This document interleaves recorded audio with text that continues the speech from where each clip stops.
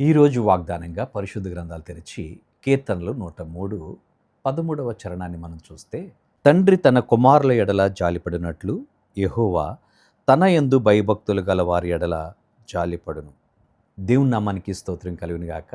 తండ్రి తన కుమారుల ఎడల జాలిపడినట్లు యెహోవా తన ప్రజల ఎడల, తన కుమారుల ఎడల, తన బిడ్డల ఎడల జాలిపడును అని దేవుని లేఖనాల్లో మనం చూస్తాం. తన యందు భయభక్తులు గల వారి ఎడల ఆయన జాలిపడేవాడు. తండ్రి తన కుమారుని చూసి, అతని కష్టాన్ని చూసి, అతని ఇబ్బందులు చూసి జాలిపడి, బాబు ఇంక ఈ పని నువ్వు చేయకు, నేను చూస్తానులే అని చెప్పి తండ్రి తన కుమారుడి ఎడల జాలిపడి ఆ పనంతటి నుంచి అతనికి విముక్తి చేసి, అతనికి కావలసినటువంటి వాటిని సమకూరుస్తాడు.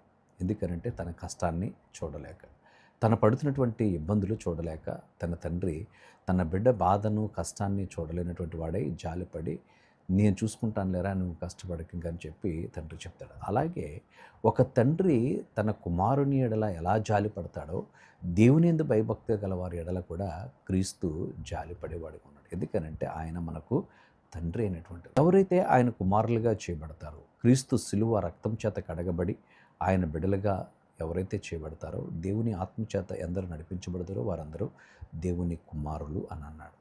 అయితే దేవుని బిడ్డలైనటువంటి మనము ఆయన యందు భయభక్తులు కలిగి, ఆయన కట్టడలను అనుసరించి, ఆయన ఆజ్ఞలను అనుసరించి నడుస్తున్నప్పుడు, మన జీవితంలో కష్టాలను ఎదుర్కొంటున్నప్పుడు, మనము ఇరుకులతో పోరాడుతున్నప్పుడు, సమస్యలతో పోరాడుతున్నప్పుడు ప్రభువు మన యందు జాలిపడి మనకు విడుదలిచ్చి, సమాధానాన్నిచ్చి, నెమ్మదినిచ్చి, మన ప్రతి అక్కరను తీర్చడానికి ఆయన ఇష్టపడుతూ ఉన్నాడు.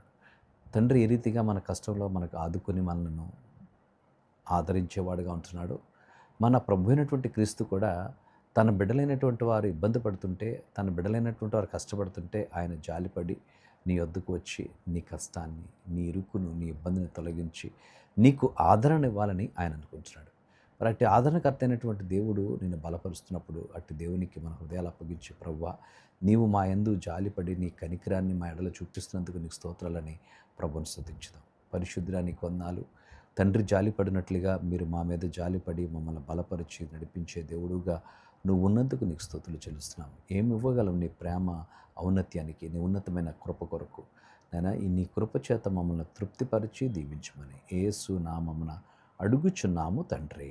ఆమేన్.